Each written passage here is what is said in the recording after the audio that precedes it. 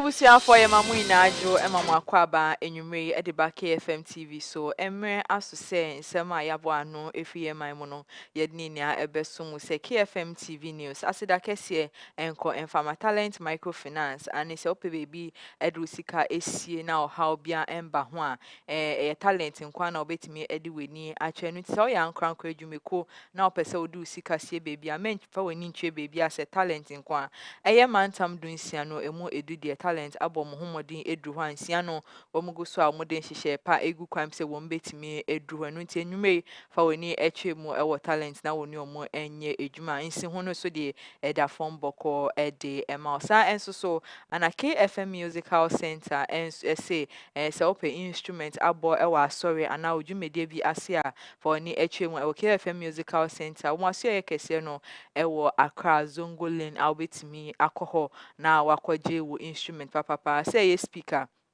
eye guitar combo microphone bibia opebia efa eye music ehono KFM Musical Center pe ana obetime edi weni atwe mu hosa enye omunkwa dadaba tech hub enso ese so ope phones ato ene ho accessories a dadaba tech hub nkwa ana omobi say iPhone, Infinix, Samsung, Tecno, Itel, Yam phone bia opebia no okọ dadaba tech hub a wombenya bi edi ama wo mo bo no so de eda phone boko eho akade ne so de battery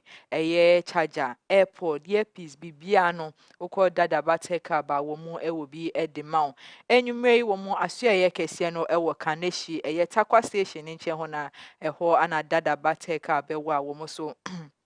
Omoto nsa edi afa wenwumre se bra na abeji phones na omobo no ade a eda form boko edi ma enwumre njume ko miensa we ana omobo echidom ma edi KFM TV news no ye de bro mesan eka use news etwego ewo ye abe fontentam video su Facebook any YouTube KFM TV GH no nti wetimi akoho na wakohwe bi na wa share na wa like na ode wadwenkyere enso edi egu ase ama yen kama kama na enwumre nsem no de edi mo akotini ebi ene se eye OSP de abetudwa wo chem se ankane onmunyamfo na ohwe esikasem so ewo my Ghana ha eye Keno Foriata no wo mode kata hihye ene proye case ato ne so anedie wo motonsa de afre no za enso so ana eye onmunyamfo Mustafa eye Hamid ene nkrofo besemiensa bi OSP ade a wo hwehwe omo asesi ade omo so ye de omo kogina eye Ghana mrani nim a wo mo ebeyi omo no afasikasem ehun yadum edwade nsem ebebro wo edwade nsem no World Bank enso nsem bi abetudwa ye bedomu esuko de ama wo enwume wo enigede nsem no eye Jackie Apia a wo twasene ewo my Ghana han eye wo the graduation ceremony bi ahihye so my Ghana ha eno enya asem keto akwa Ghana for any fancy na omoni age enwumre ye di emu nsem ebebro weni nsem ene afufuro pi enwumre yabo ano a ye de ebeso mo se KFM TV news enwumre edin ameje so ene Maame Esi Nkrumah ye twan ho sima abaye ba ye be hye nsem na se ede ama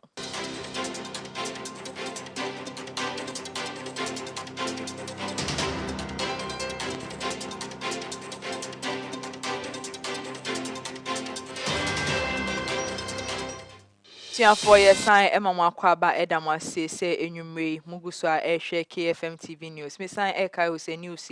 etwego ewe abe fontentam video su Facebook any YouTube KFM TV GH eno to betime akoho na wakohwe bi na wa share na odo wadwenche enso ede egu ase amaye kama hosa ye hyensem na se dia eye endra echi ana Council of State wo mode wo mo abato no ehihye so ewo my gahan ende enya asem keto akwa nipa dodo na wo mo nkunimdie ekomo mo na eno ana abetodwa se okopie mu ewo Northern Regional eye representative a wo ho a friend say Alhaji Mohammed eye mumuni wode abetudwa wo chem se sa de brekese we ya ye de ahwo mo nsa se wo mo ana wo mo ebetu aban efome chairman penny His Excellency John Dramani Mahama sa Council of State ayeyom no wo mo ana mprempi na wo betimi etu ne fo afa eye Ghana no ma ba akumienu hunu sa nkofwe ana wo mo ebetu ne fo na no ana onmonyamfo eye Alhaji eye Mohammed mumuni ede abetudwa wo chem se se ade be yanka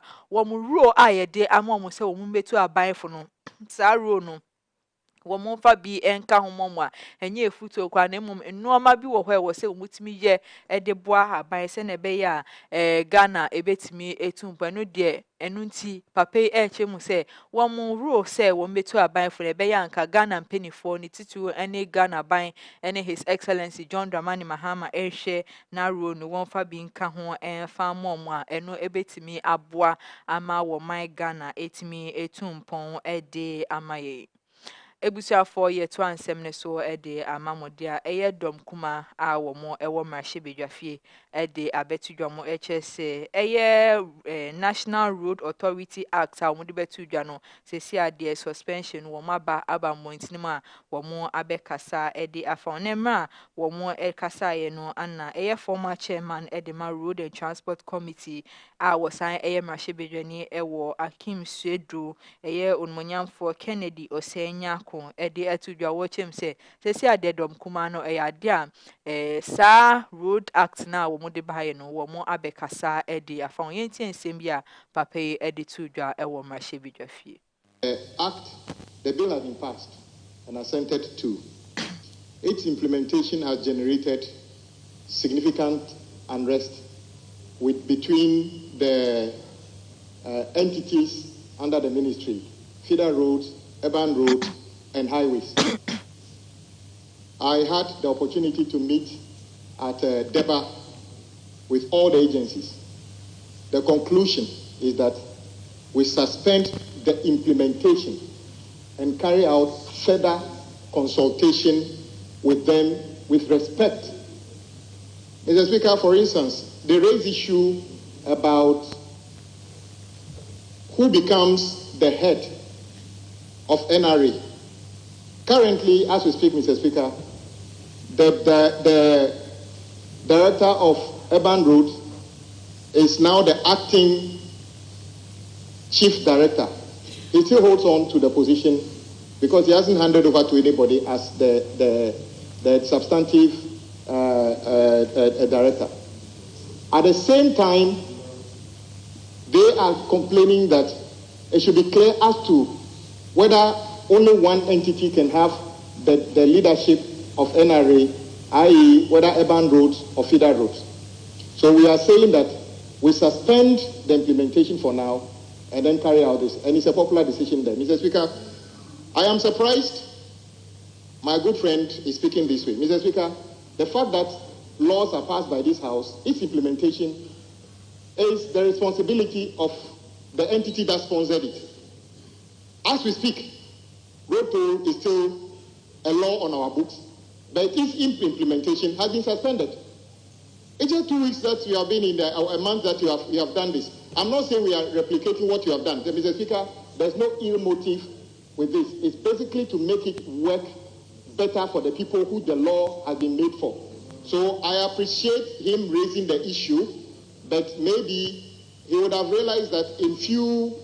weeks' time, I was going to engage the Committee of Road and Transport in Parliament if it's properly. Ebusuafo no ntin same way ana papa edi tudwa ewo mrahye bedwafie mu emra wo mu ina ehie mu ewo ho ye to ansem ne so de amamode a eye endrada February bosume ne da etosu dubako ewa afimpinu ni eduonu enum emu ana ankane ye soafo a wono anohwe ye sikasem so ewo my Ghana ha onmonyamfo eye Ken Ofori ata endrewia ana ebeto odwa se eye nkrofo bi abo ewura eye wono ankasa ne fie a ewo cantonment no wo mo abo ewura ho a wo mo echem se sankrofo ya wo mo ewura ho emu be se dumienu no wo mo ehye eye asojafo atare meche military uniform na wo mo chese mu ba kon so ehye aposifo atare a sesi ade mo echese mra wo mo ekọ kenofori ata efie no na wono ankasa munde woni Ghana ye hye eye afi asi 2025 asia enokọ amanani a wo mo echem se na pomodin ho nsɛm baako mmienu a ɛnkɔ yɛ nti ana wetu kwan a wɔkɔsa ne ho yadeɛ ɛde aba na mmerɛ a n'akyi no ana saa nkurɔfoɔ etimi ɛbɔwura ne fie a wɔn kyerɛ sɛ mmerɛ a wɔn kɔɔ hɔ no na ne ho kani mekyerɛ ne yere ne nkurɔfoɔ bi ana wɔn wɔ fie hɔ a sisi adeɛ ɛyɛ onumonyamfoɔ Ken Ofori ata na ɔhwɛ yɛ sikasɛm so ɛwɔ man Ghana ha sei no saa nkurɔfoɔ yi wɔn etimi abɔ ewura ne fie a sisi adeɛ wɔn yɛ nhwehwɛmu ɛde afa saa nkurɔfoɔ yi a wɔn anim deɛ wɔn enye pine mum de omu yan se saa nkrofo yi emu dumienu no wo mo ehye asojafo atade a nipa baako enso ehye apolisifoɔ atade asesi adomu su se eye nipa ko bi anomo abom homodin ayeku akom ho abom ekodi saa adewe ewo eye osoafo na ohwe sikasem so my Ghana kenofori ata efi asesi ade mra no ehwehwe omu hie papapa eni wo mu edianu nti amanebo a eye nde abetodwa enno onmanyafo na ohwe ye sikasem so my Ghana ha Ken Ofori ata sesi ade saa amani ana atono ewo my Ghana ha na wasansem na mu no ana abetodwa se eye special prosecutor enso e de abetodwa wo chem se sansem a wo mo ekeka se ne ho bon sa asem ni bu no special prosecutor e de abetodwa wo che se sa nipa ya wo mo ekọ Ken Ofori ata efi a emudum enu ehye asojafo atare ba ko hye polisifo atare no wo che se wo no sa asem no wonim ho hwe no ntinkofo enjai se wo mo de sobo bonaldin semwe etodwa yende February bosmene da etoso dumienu ewa afimpinu ni eduonu enum emu emra wo mo ehia ye ne ho anna special prosecutor kisi ejaben edin semwe etudwa wo chese sansem a wo mo eka no wonim ho ehwe yenti ensem bia onmunyamfo kisi ejaben editudwa. The purported raid on Mr. Oforiata's residence was staged, or at best, an imposter action in an attempt to court disfavor for the OSP and to derail the investigation. You know us very well. The OSP is never deterred by such occurrences, and the investigations will continue as by law prescribed. These occurrences and the OSP's intelligence, which will not be revealed at this time for fear of compromising the investigation, are very instructive as not to put premium on Mr. Oforiata's alleged imminent peril should he travel back to the jurisdiction. In any case, the purported medical letter transmitted through his lawyers to the OSP did not state so or demonstrate so. The OSP is unconvinced that the purported medical letter transmitted by Mr. Oforiata through his lawyers to the OSP represents a medical report to the effect that Mr. Oforiata is incapacitated or is so sickly and invalid to the extent that he is physically unable to return to the jurisdiction without imperiling his life. No serious law enforcement agency, and certainly not the OSP, will be convinced that the purported medical letter stops it from demanding the physical appearance of Mr. Oforiata before it in the described circumstances. We are of the firm conviction here that this is only a ruse employed by Mr. Oforiata in aid of his intention to avoid returning to the jurisdiction and to personally answer questions in respect of the investigations. We are convinced that the real intention of Mr. Oforiata is what was communicated to the OSP in the very first letter transmitted by his lawyers on 31 January 2025. That is, he has left the jurisdiction indefinitely. That was what was communicated to us in the first instance, and that is his intention.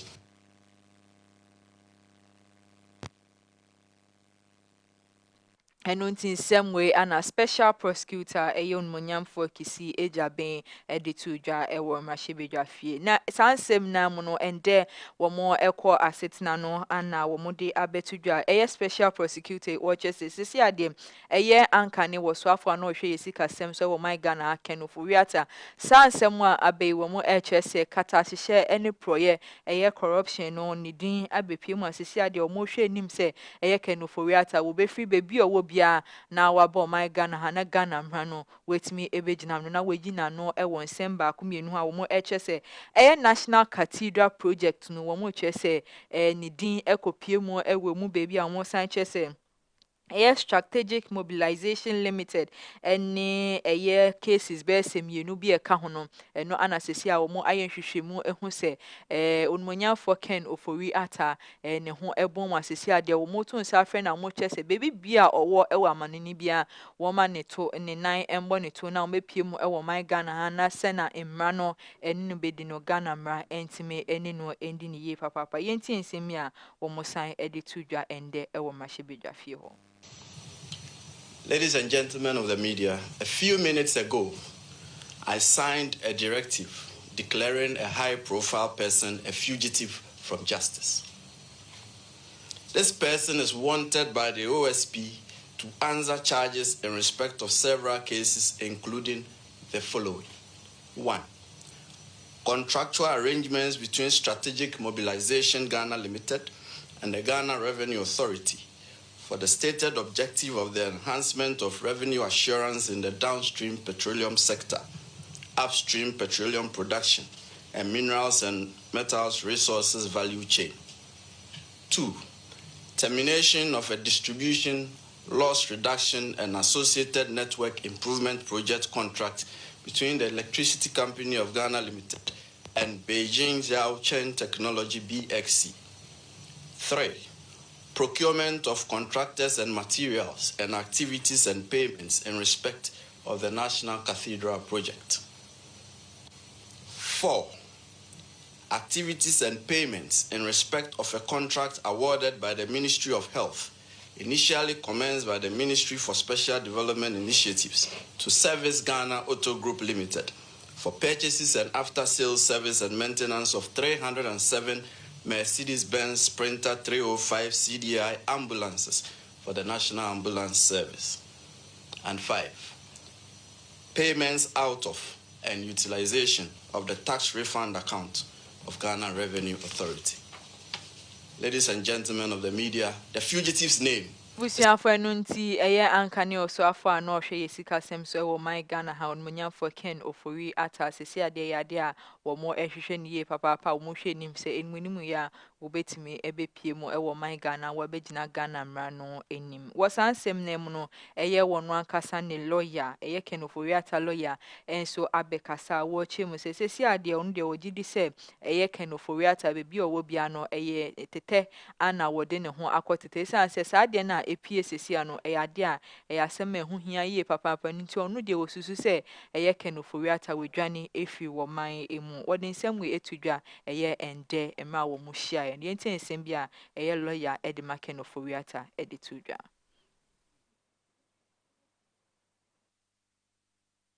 Enunti ensemwe anna Ken Ofori ata wono ankasa ne lawyer on obi a se wonya asem a woka bi ema no wode abetudwa e wo hosa sesi ade wo chem se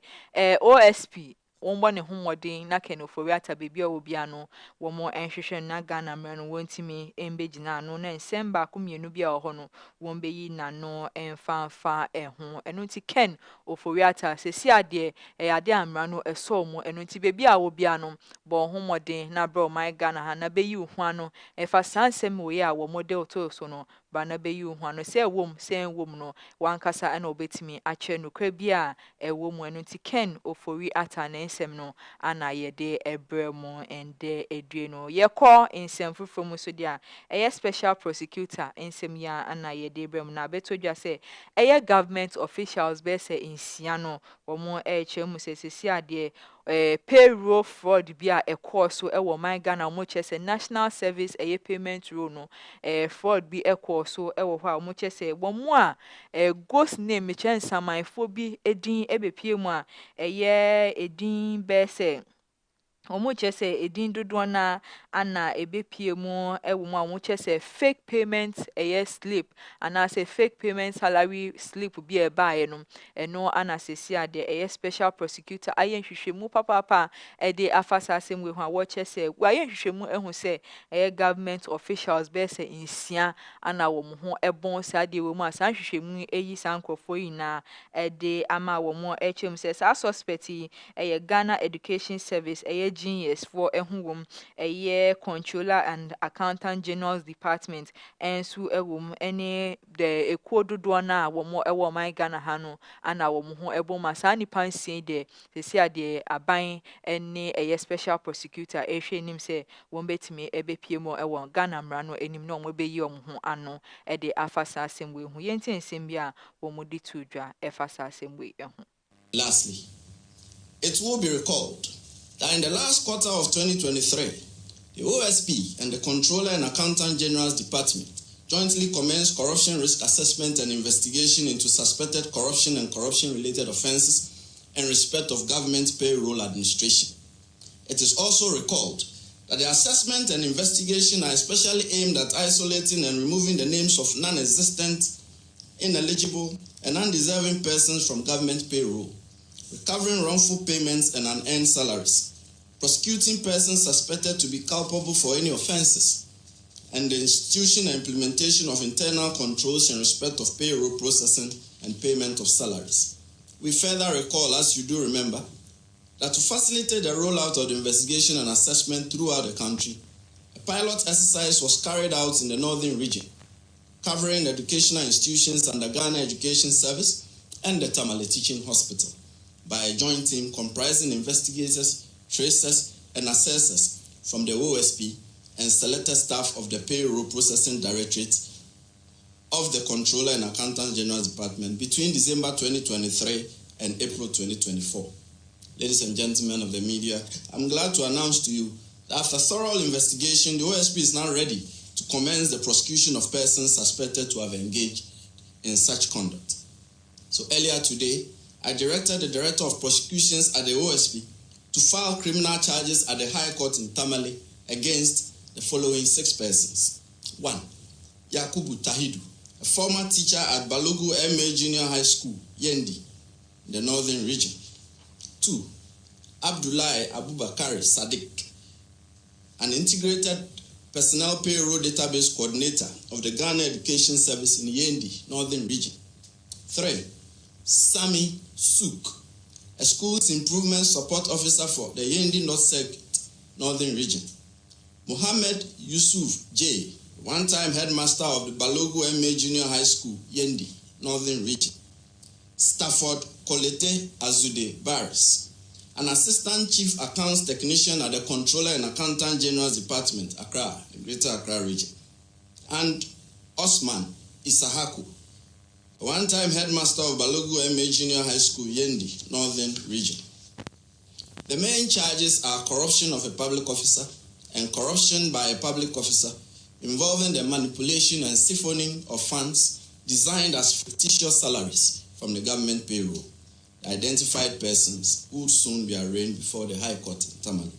Lastly, Ebusia Fontin Semwe Anna Eye OSP Editudra Ewo Hosa. Ye to ansem ne so edi amamwa Yegusa Ewo Special Prosecutor Ninsemi Eso na eno Anna Wode Abetudra Wochim se wo yen hwehwemu edi afa eye alleged corruption offense bia wo se National Petroleum Authority NPA a wo se wo former chief executive officer edi ma NPA unmunyam former staffer Abdul eye Amid eni from Sabino, Wamuchem say a Yesika Simbia, a 1.3 billion, or say Unified Petroleum Pricing Fund, no, a war NPA, no, Sasikano, Cecia, a special prosecutor, Chemu say, Wayan Shishamuye papa, Eddie Afasa Sikanwa, say, Shishamuno, yeno, a repay no, who says Uncle Free, Wamu Eboma, a yadia, one baby Jinagan and branding him, no, maybe Yom home, and no Eddie Afasa Sem, no, Yentin Simbia, a special prosecutor,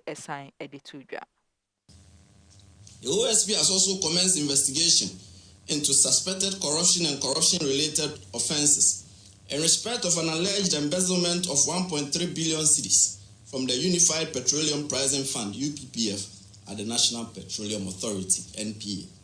The investigation primarily targets the following persons: the coordinator of the UPPF, Mr. Jacob Amwa, NPA staff Frida Tando, NPA staff Wendy Ashon Newman, and the former chief executive of NPA, Mustafa Abdul Hamid.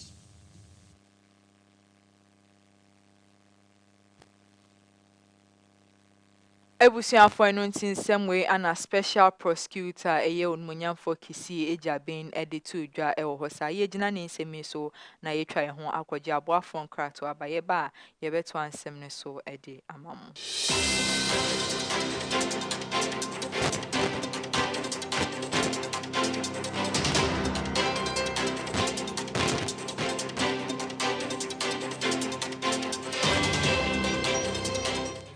Yo, I'm for ene yamama kwaba e de ba eye KFM musical shop de to sumi no ufiri eye kumase mekom dadam ho no e sane e de ba adum no saa bre no udu eye Sambra Junction Sambra Hotel nkwanta no so pe na shop no ene Sambra Hotel ene di nhwa animu wudi firi Sambra Hotel a wo sane e de ko na nka na en Hagan ho no ane oho ana KFM musical shop de to so mienu ya bie ne foforo na de e kan ne se efidie papa etimiche de wode ya sorry de wode goro agoro ahodo dwuma de bia wode obehia eye mfidie mechira musical instrument bia no eye KFM ento wo se Ghana muntie Asanteman muntie eye KFM musical shop ana sabre ya bie ne foforo mu no chan ewo prepare the second street Ufri old man come down na wo sane ede ko adum no ane udu Sambra Hotel kwantane so na wa dane on sani faso oho ana KFM musical shop yi ewo ye ne Sambra Hotel ana ehwe animo ye twa abrebia gina mese se me ya proud ana se me ye dwa na free Kumasi ya dum KFM instrument store obi bisa sa se bom enfu de what to know when you see that what dey near my papa ejina wanim na what to say yes what to know bibi aka wakoma ni nyina free KFM instrument store Kumasi ya dum so mi jina ho na me to no ma mi nya ho me ka fi se fi papa mu anim na mi jina no wo be jina ye ko ma ya do se kana twa nanka kana ensemfu ayi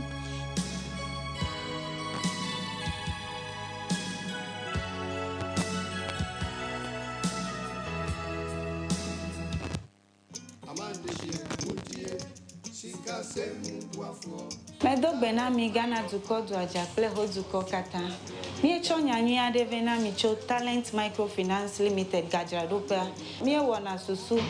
savings, adishare, school buafo, cashback, ple bubwa okata. Nenye be egajom de mi agbo la letie tomegbeko ateun aho gadodo. Kenenye be egajom vivi la nenye be o gahia ola ateun ava de ogai kene hia fa.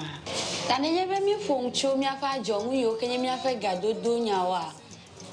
Business loan elemiashi, church financing elemiashi, salary loan elemiashi, eye bubo li kenye personal loan. Nenye be mi foncho business loan a enye gadodo ikemie nana asichalao. Nenye be washiba keke alum eleswe we have talent. Mi pepegede nwo nenye washigba lesua ne woge wo kekegede ji to talent pomo nuome nenye be mi fonchu mi afa salary loan a enye gado mo mi ke mi vuna mi afa jidudu $1 nke ga nyu he ya va talent wo pay slip pe bank statement ye penye nwi hia o na kokko ho salary loan le rate mi to keke akeji church financier personal loan va nenye habobo masoli hama eji fufofo sankuo jitao olila ashibobwe kekeake mie flegeno na nohem v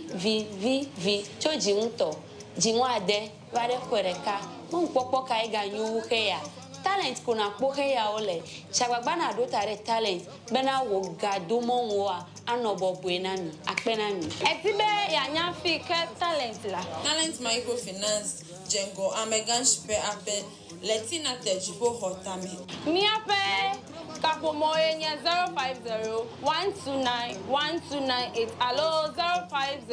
050-128-9119 talent oga kwamanu banto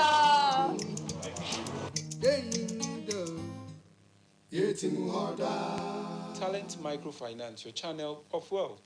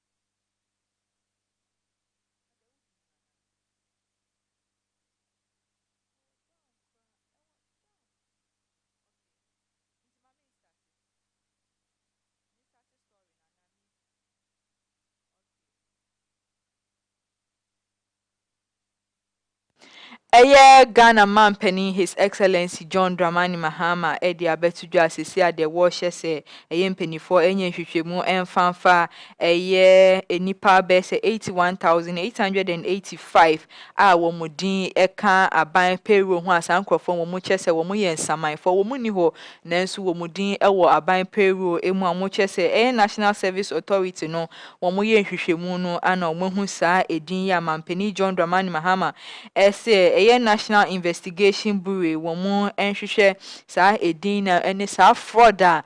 aban atwemiche NPP aban no womudi egu kwan mu saa sesi ade saa payroll yi anase saa edin 81,885 womu chese womu ebeye nhwehwemu ede afa ho na womu hu se saa nkofo no womu ewo ho anase womu eni ho enu tin semwe efri Ghana man penny His Excellency John Dramani Mahama ho ana eba yeto ansem ne so de amanwode a ndrada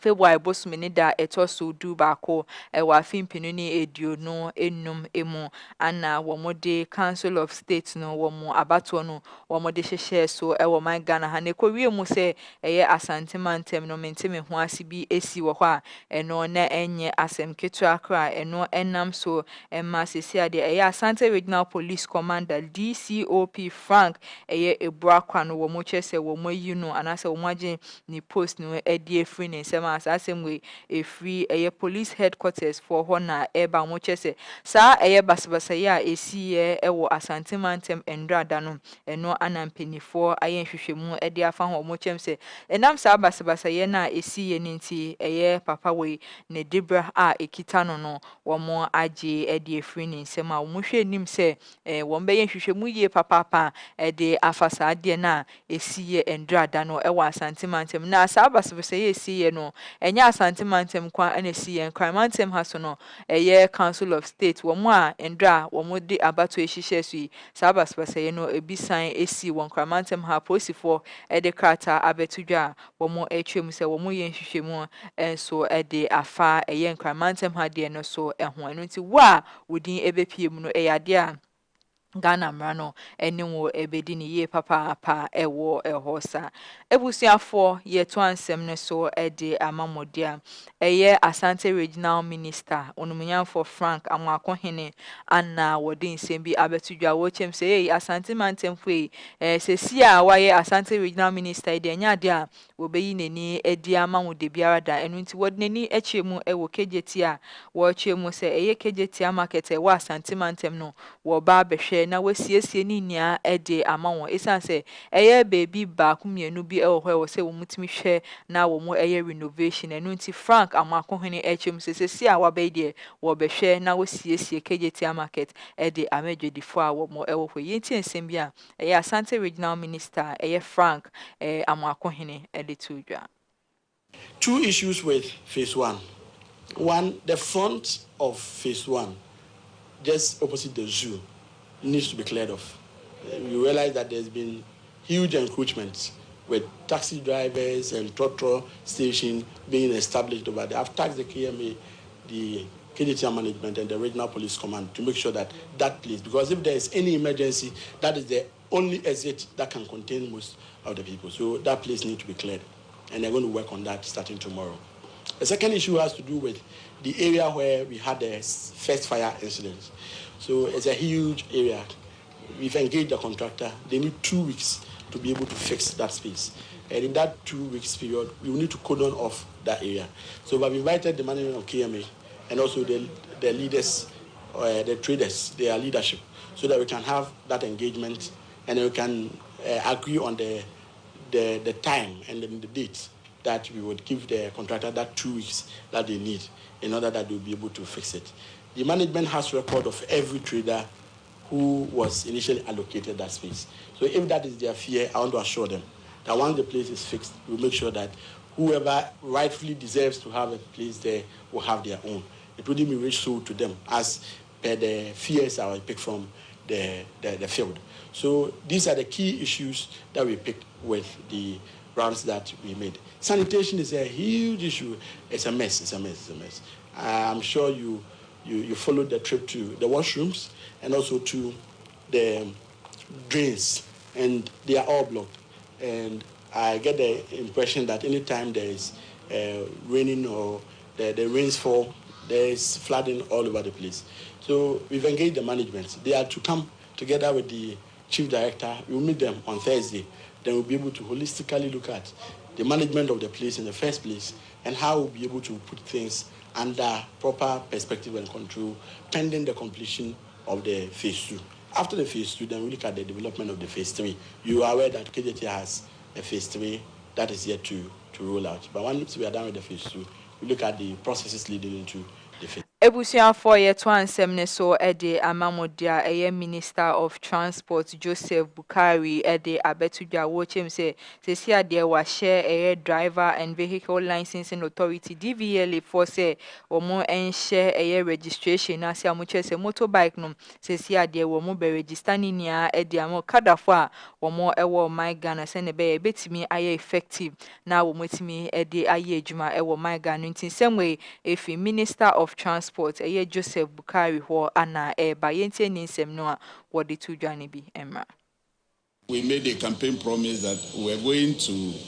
regularize the use of motorcycles for commercial purposes. It is starting from today. We are getting to see what we will do to do a revision of the law to allow them to operate commercially. So if you've seen the ministry and myself here with the chief executive, it is on that line that I am coming for us to sit and see how we work towards achieving that campaign promise and making it such that our brothers who are in the Okada business will have their own licenses and satisfy, well trained to be able to transport our passengers or our people on our roads. Also, how to ensure that we reduce the congestion on our roads. And so it is just that first step. It is of serious importance to us. That is why I am here, for myself and the CEO to kickstart activities. Very soon, you will see a roll out of whatever we intend to do to get the Okada business operationalized or licensed for them to operate freely. But you can say for a fact that it will kick off this year. Very soon in this important to us. That is why I am here, for myself and the CEO to kickstart activities. Very soon, you will see a roll out of whatever we intend to do to get the Okada business operationalized or licensed for them to operate freely. But you can say for a fact that it will kick off. Important to us. That is why I am here, for myself and the CEO to kickstart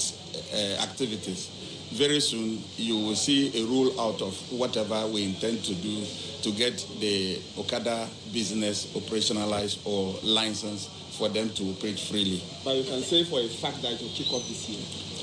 Very soon in this first quarter, we will get it. We made a campaign promise that we're going to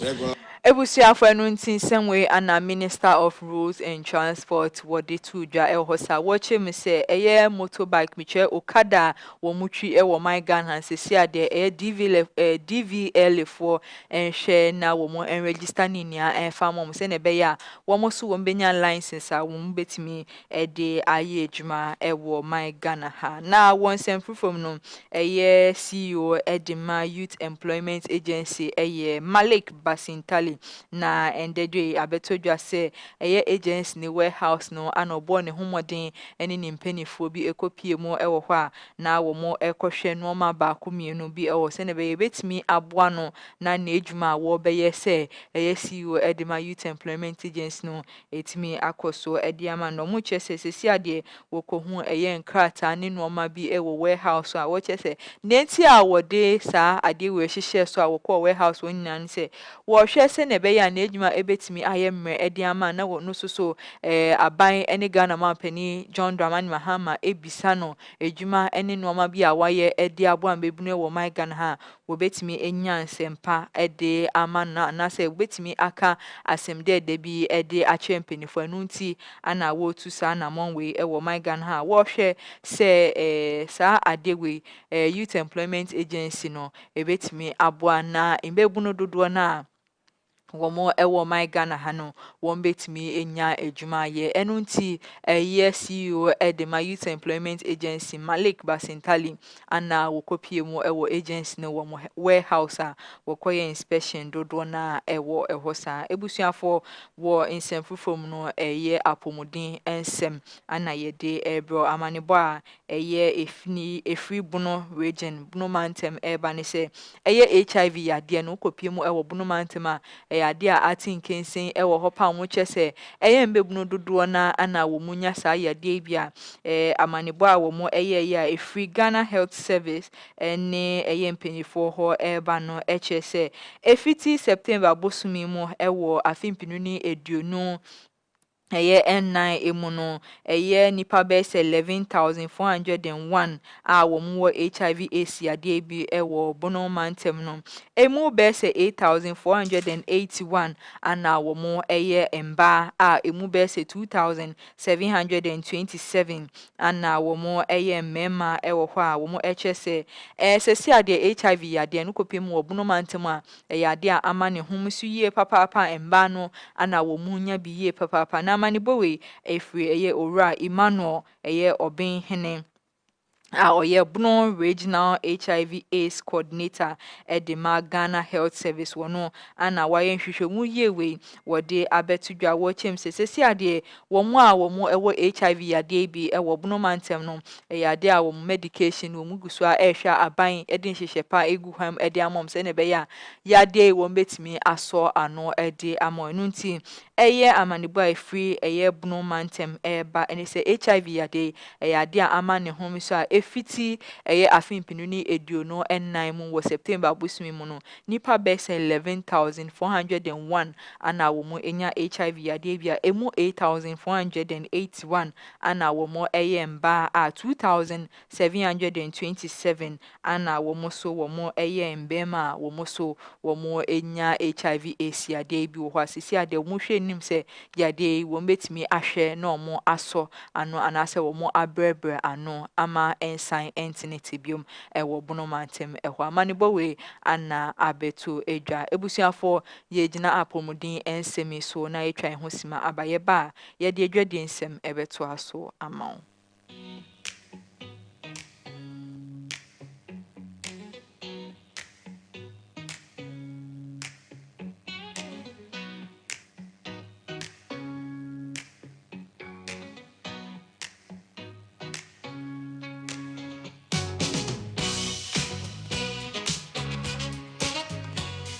ebusuafo yeguso a edamu ase se muguso a ehwe KFM TV news ye to ansem ne so ewo edwade ensemu de Ghana mampani His Excellency John Dramani Mahama ende abeto dwase owura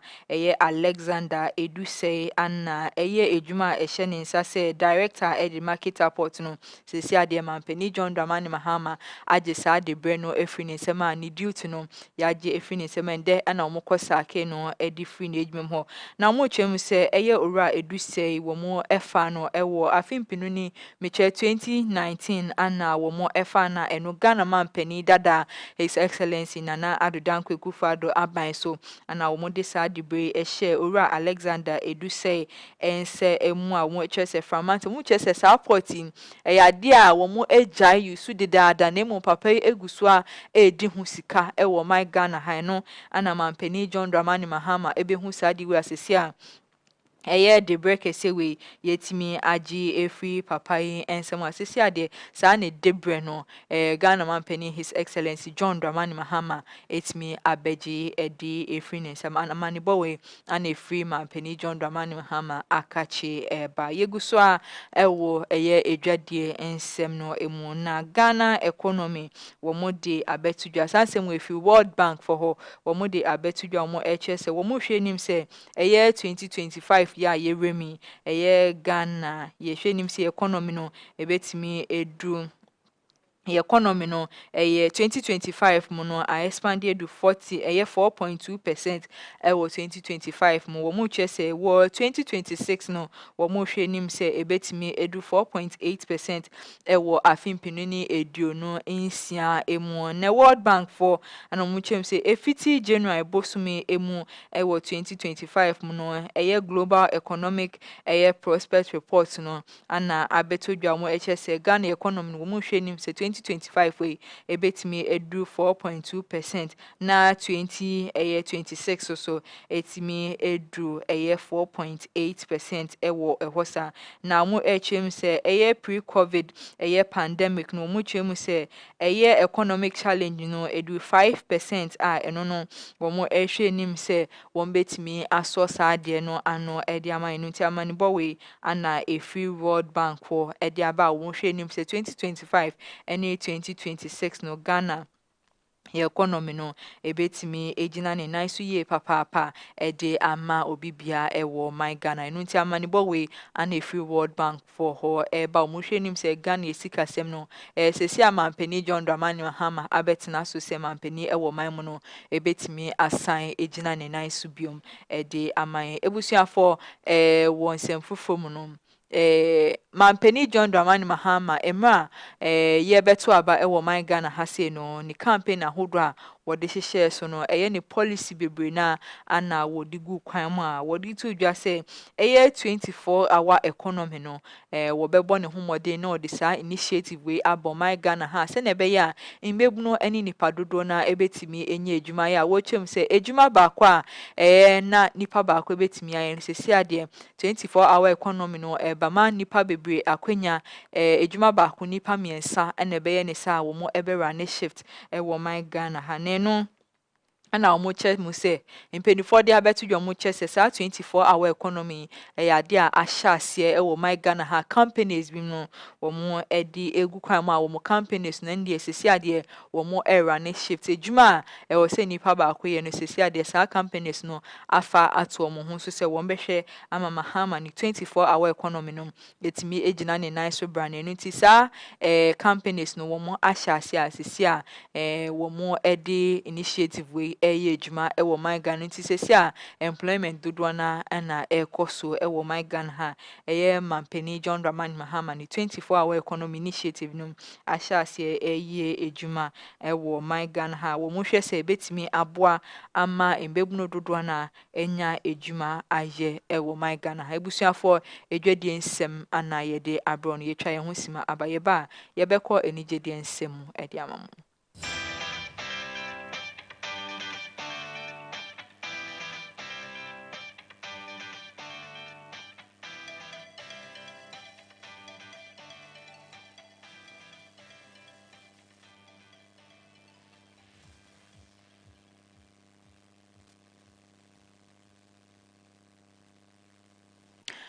Ye kwa enigedie nsem mu dia